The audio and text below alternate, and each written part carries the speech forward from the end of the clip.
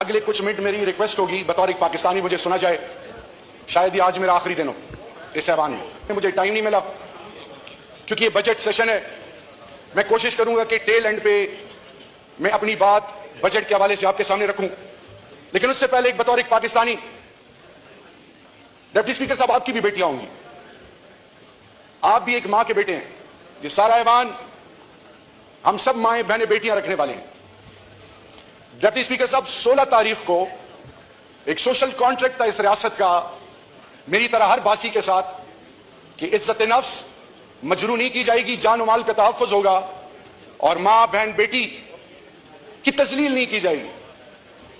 Deputy speaker साहब, वो इमरानी मुआहिदा तोड़ दिया गया उस रात रियासत ने, जब रात के 2 बजे मैं अपनी बेगम के साथ, मैं बेटियों का बाप हूं, जिस तरीके से वो घर में आए और जिस तरीके से उन्होंने मेरी बेटियों और बीवी और बेटियों के साथ जो रवैया अपनाया, तो अभी जो हंस रहे हैं हंसते रहे। अल्लाह ना करे कि आपके घरों पे इस तरह की कैफियत गुजरे, तो मैं ये कहता हूं कि अल्लाह दुश्मन को भी वो ना दिखाए जिधर से मैं निकल के आया हूं। डिप्टी स्पीकर साहब, मेरी बड़ी बेटी को घसीटा गया,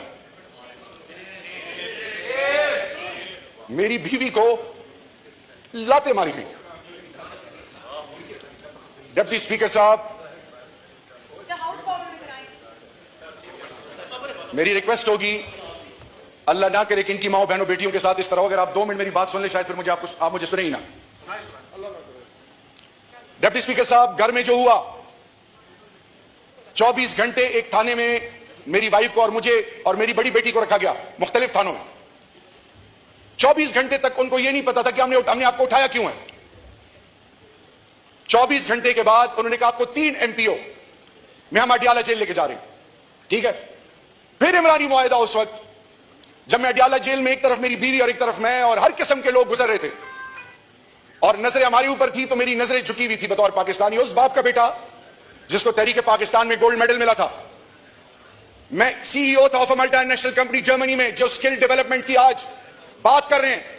मैं वो शख्स जो कोविड में दुनिया में पाकिस्तान 5 ममालिक में जो ग्लोबली उसको वैल्यू किया गया, NCOC जिसको असद उमर और जनरल साहब हेड कर रहे थे, हार्वर्ड से मैंने कोर्स किया था, उसकी डेटा की टीम मैंने दी थी उस वक्त के जनरल बाजवा और उस वक्त के जनरल फैज को। आपके और इस मुल्क के शनाख्ती कार्ड और पासपोर्ट की जो तजलील अक़वाम आलम में होती है और हमारे पाकिस्तानियों को इमिग्रेशन प्रोसेस पे जब हर किसी को ड्रग्स से एसोसिएट किया जाता है, तो अभी फीफा वर्ल्ड कप हुआ है 2023 में।